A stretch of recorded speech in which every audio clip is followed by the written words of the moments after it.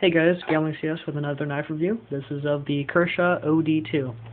Now if you've seen Exacto's video, he did a recent sale, and I bought up his Kershaw OD-2, which was really nice of him.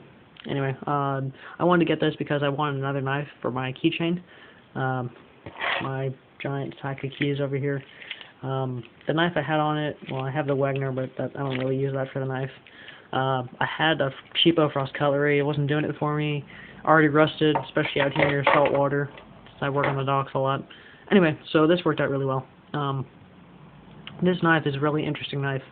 Let's get started. So construction, obviously, is really great. It's Kershaw, so it's Kershaw backed. It is not a flow-through design. It has a Zytel spacer in between, and it does have G10 scales, but this G10 definitely feels different from like the Kershaw G10. It's just the design pattern on it. Not as grippy, but this small of a knife, it doesn't really matter. Pocket clip, I tried carrying it on the pocket clip. It's funny. It's just such a dinky knife. I can't stand having it in my pocket, like just clipped in, really. And I already stripped one of the screws trying to get it out. It's really stuck on there. So I'll show you what I've eventually done. Anyway.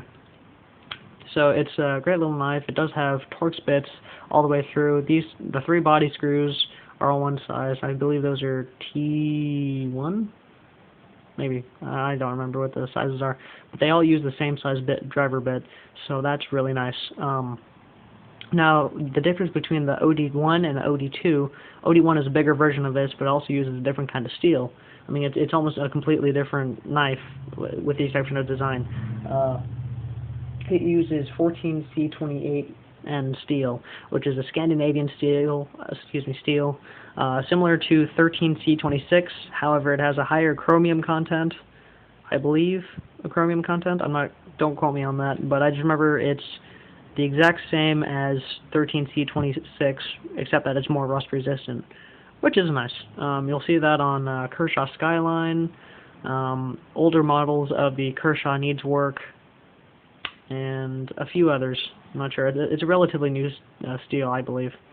Anyway, it is hollow ground, and you can kind of feel that. It is drop point, great little knife, 2-inch blade. It's phenomenal. Takes a great edge. Liner lock, as you can tell, very thin liners. Has phosphorus bronze washers, which to some of you may not know. Phosphorus bronze or nylon are the standard of the two, and you want the phosphorus bronze. They just give it that extra glide. If you look at Spyderco Tenacious, you can see in there, maybe, possibly, no, not really. If you just feel the gliding from the Kershaw's, or excuse me, the Spyderco Tenacious, just that gliding action, that's all phosphorus bronze. So, it's good stuff. Now, the overdrive feature, it's very different from their standard flipper design. It's not a part of the tang of the knife. When it's flipped, normally you see the flipper out in the front as kind of a guard, but this one's very streamlined, which is really nice, which is what kind of is a part of the appeal. What it does is it's kind of a gear ratio thing. You push this down and it sends out the blade. So actually I could pull it out from the blade. You could see that it's not, the movement from here is not proportional to here. That's because the gears that control it are far different in size. See, and now it's locked up. That's really nice. Now what's really cool about this is something that a lot of knife makers don't really seem to do anymore, except on higher end knives, I find, is about liner locks. You can see in there, the liner lock is right up against the knife, right at the tang. And when I put that out, it's there's a little bit more space in there, you see? Now, right there, it has a small bead input into the liner, and what that does is it fits into 2 indents into this knife. One is in the closed position. See how it's folded down again? I open it back up. It's back up because it's being pushed back out, and the other one obviously is when it's well, actually it's only one. Other one just closes, but you see there's 2 clicks whenever you push the liner lock in. There's one that just raises it right up to the edge of the tang, and then you keep going, and you feel another push, and it raises all the way up again, because that's the bead. And then when it locks, it closes. Now, some people might be wondering what the point of that is. It's so you can't flick it out. It doesn't shake out. The knife has no play in it. Excuse me, no looseless. I'm not sure what to call that. But it won't flick out because of that little bead. It'll keep it secure until you actually use the mechanism to flick it out, which is really nice. Blade play. There's a little side to side, none back and forth. But that's not a problem. It's a light use knife. I mean, it's on my keychains. I only use it for small stuff.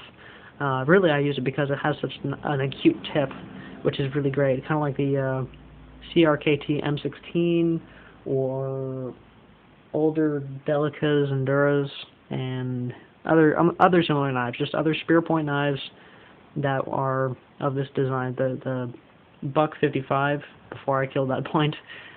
Anyway, it's just really nice having a good fine point to use.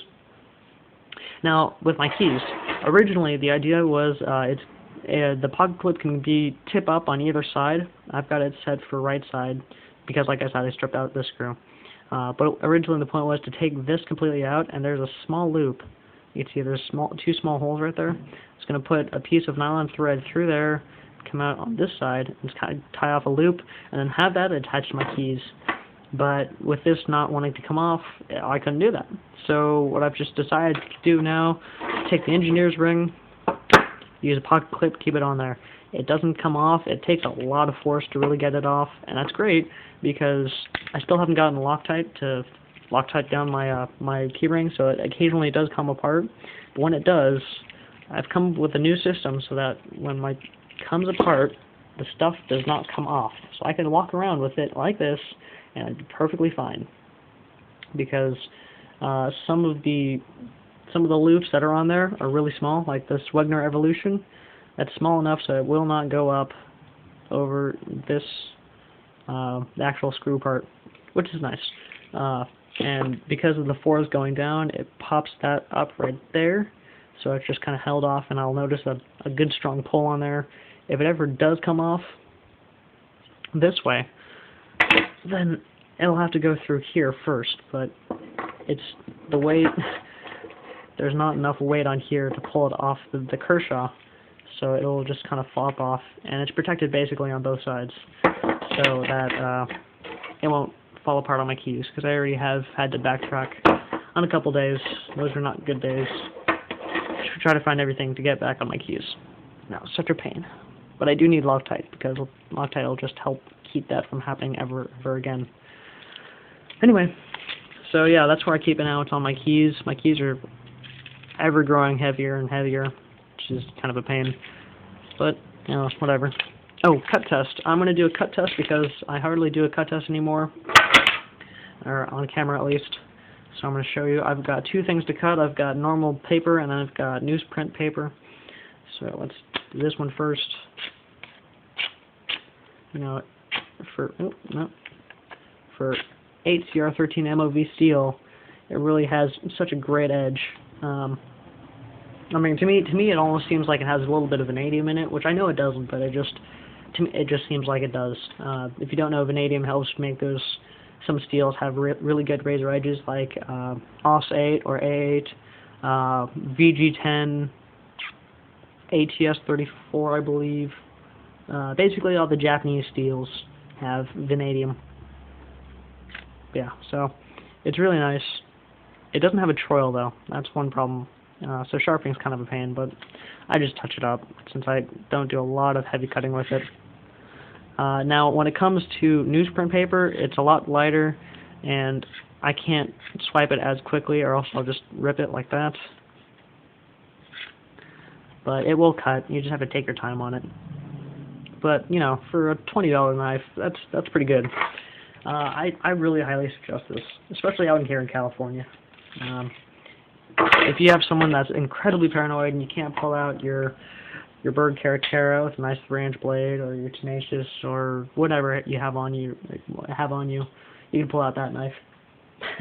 Actually, I was on a train back from LA, and I was helping an old lady open up her water bottle, and I got stuck, and I popped out my knife, and I wasn't thinking. She was like this 85-ish-year-old woman, and she was freaked out about almost everything on the train. Like, she was so jittery and jumpy and everything. Like, we had a little bit of turbulence on the train or something. It just shook the car a little, and she freaked out. So she was she was trying to open up her bottle, but she couldn't. I popped out my knife and said, "Here, let me open it," and she just jumped out of her chair and freaked out. So, yeah, sheeple are funny. They they give a lot of entertainment. But no, it's not a very good idea to do that. So it's always good to have a secondary small knife on you. Small knives, phenomenal, great. Put that in the rack with. Still dash my keys. Anyway, thanks again, guys. Have a nice day, and please subscribe.